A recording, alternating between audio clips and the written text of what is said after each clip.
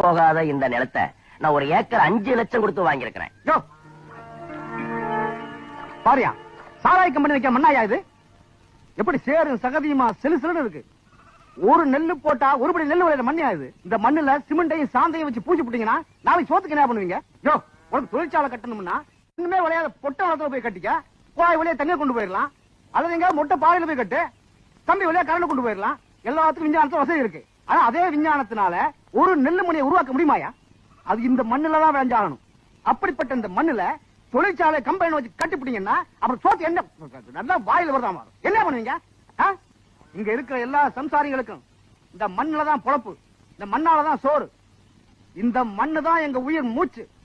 இந்த மண்ணை அழிக்கிறதுக்குன்னு எவனாவது கால் எடுத்து வச்சா ஏன் உசுர் போனாலும் போகுமே தவிர இந்த மண்ணை அழிக்கிறதுக்கு எவனையும் அனுமதிக்க மாட்டேன். போங்கடா. தூக்குடா நீ.